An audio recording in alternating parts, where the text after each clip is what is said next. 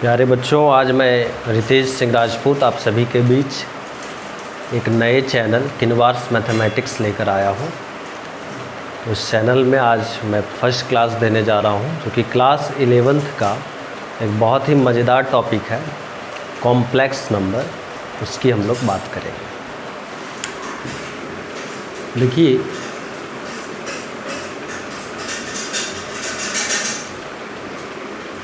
Complex number जो होता है, कॉम्प्लेक्स का मतलब ये होता है बड़ा जटिल, है ना।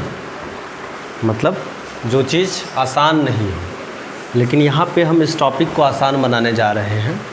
कॉम्प्लेक्स नंबर ये क्लास 11th का टॉपिक है। कॉम्प्लेक्स नंबर कहाँ से स्टार्ट हुआ तो आपको बताया जा रहा है। आप क्लास 10 तक करते हैं काम। अगर रूट 4 बोला जाए तो आप तुरंत बताते हैं सर इसका वैल्यू 2 होगा। कुछ बच्चे +2 और -2 भी आंसर बोलेंगे, बिकॉज स्क्वायर रूट के आगे पॉजिटिव और नेगेटिव दोनों रहता है। क्लियर है बात? चलिए, लेकिन जब इसी रूट के अंदर हम 4 की जगह -4 कर दे तो क्या आप वैल्यू बता सकते हो? तो ये चीज़ सॉल्व करना थोड़ा सा हम लोगों के लिए कॉम्प्लेक्स था, आसान नहीं था। इसी चीज़ को हम लोग यहाँ कॉम्प्लेक्स नंबर में पढ़ने जा रहे हैं। क्लियर हो रही है बात? अब क्या ये है तो इसका कॉन्सेप्ट आपको हम बताते हैं। देखिए, तो रूट अंडर -4 की जहाँ चर्चा हुई, तो इसको सॉल्व कैसे किया जाता है। -4 को प्यारे बच्चों 4 × -1 भी हम लिख सकते हैं, है ना। और मैथ्स में क्या किया गया, क्योंकि मैथ्स में हम लोग मानने का काम बहुत ज़्यादा करते हैं ना, तो -1 को i² मान लिया गया। क्या मान लिया गया? i का स्क्वायर। अभी बताऊंगा i क्या है, आगे बताऊंगा। तो i² मानने से क्या हुआ कि √4 के लिए 2 बाहर आ गया और i² के लिए i बाहर आ गया, है ना। तो इसका वैल्यू जहाँ निकालना हमारे लिए संभव नहीं था, अब संभव हो गया कि -4 का रूट भी हम निकाल पाए 2i। जहाँ पे i स्टैंड्स कर रहा है, i को हम लोग आयोटा बोलते हैं। क्या बोलते हैं? आयोटा। ठीक है, आयोटा एक मैथमेटिकल लैंग्वेज है, मैथमेटिकल वर्ड है, जिसका वैल्यू जहाँ पे i² का वैल्यू होता है -1। ये आपको ब्रेन में सेट रखना है। क्लियर है बात? चलिए,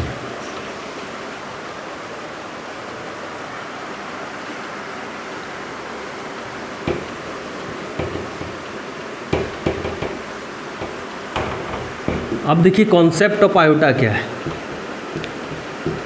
कॉन्सेप्ट ऑफ आयोटा। अब आयोटा के आगे हम कॉन्सेप्ट को सीखेंगे। तो हम देखें कि i स्टैंड्स कर रहा है आयोटा के लिए, जहाँ पे i² का वैल्यू होता है -1, है ना। तो इसी वैल्यू को हम लोग पुट करके बहुत सारे i का वैल्यू निकालेंगे। जैसे कि i का क्यूब अगर कोई बोलता हो तो आप इसे i² × i कह सकते हैं, है ना। और i² के लिए आप वैल्यू डालेंगे -1 × i, हो जाएगा आपके वैल्यू -i। क्लियर है बात?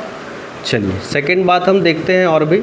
i⁴ देखा जाए तो इसको i² × i² हम कह सकते हैं, बिकॉज हमने पढ़ा है कि अगर a पे पावर m, a पे पावर n रहता है तो a पे पावर m + n हो जाता है। तो जब पावर 4 है तो 2 में ब्रेक कर दिया, i2 है ना।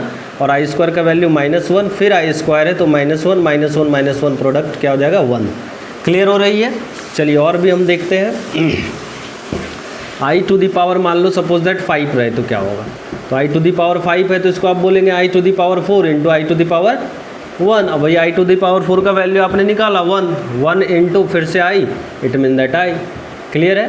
फिर i⁴ कर लो। देखो 6 क्या हो जाएगा? i पे पावर 4 × i पे पावर 2, और i पे पावर 4 का वैल्यू आप निकाले भी 1, और i² -1 होता है, तो क्या हो गया? -1, है ना। चलिए, अब देखिए एक मज़ेदार चीज़ आपको सिखाते हैं। हम जब i⁴ निकाले तो वैल्यू आया i² × i², है ना। इसका वैल्यू आया था 1, याद करो आप। अब देखो i⁴ का वैल्यू क्या होता है। तो आई टू द पावर 8 का वैल्यू आई पे पावर 4 का स्क्वायर होगा कि नहीं, बताओ। पावर लॉ से 4 टू जा 8, तो आई पे पावर 4 होता है 1 और 1 का स्क्वायर 1। फिर देखिए आई टू द पावर 12, तो आई टू द पावर 4 का क्यूब, मतलब 1 का क्यूब भी 1 ही, बिकॉज 1 पे पावर कुछ भी रहे 1 ही होता है। आई टू द पावर 16, तो ये करेंगे तो आई टू द पावर 4 पे power 4 is equal to also 1 to the power 4, it means that 1। तो यहाँ पे हम एक चीज़ नोटिस कर पा रहे हैं कि आई पे पावर अगर 4 है तो भी वैल्यू 1, आई पे पावर 8 है तो भी value 1, i to the power 12 है तो भी वैल्यू 1 और आई टू द पावर 16 है तो भी वैल्यू 1 आ रहा है। तो यहाँ पे क्या नोटिस करने वाली बात है कि अगर आई पे पावर 4 के मल्टीपल्स में नंबर दिए हुए हैं, देखो 4 1 जा 4, 4 2 जा 8, 4 3 जा 12, 4 4 जा 16 एंड 4n तक अगर हम चले जाए, आई टू द पावर 4n भी कर ले, n मीन्स कुछ भी आप इंटीजर्स वहाँ पे रख दो, नंबर कुछ भी रख दो, तो आई टू द पावर 4 समथिंग जो भी होगा उसका वैल्यू 1 ही आना है। तो यहाँ पे हम एक बात नोटिस किए कि आई पे पावर अगर 4 का मल्टीपल्स होता है तो वैल्यू 1 होता है। क्लियर? तो अब मान लीजिए कि आपसे कोई पूछ दे कि आई टू द पावर 27 का वैल्यू बताओ और क्विक बताना है, तो हम इसको क्या करेंगे, बनाने से पहले ये चेक करेंगे कि 27 जो है 4 के टेबल में आ रहा है या नहीं आ रहा है। तो 4 6 जा 24, बच गए आपके 3, नहीं ये 6 टाइम्स में 24 ही आया, 3 जो हो रहा है वो रिमाइंडर 3 बच जा रहा है ना, तो इसका आंसर होगा आई टू द पावर जो रिमाइंडर होता है 3, आंसर क्या हो जाएगा आई टू द पावर 3। और आई टू द पावर 3 का वैल्यू आप क्या करेंगे, आई स्क्वायर इंटू आई में इसको ब्रेक करेंगे, आई स्क्वायर का वैल्यू -1 और i, it means that -i आपके आंसर हो जाएंगे। ठीक है,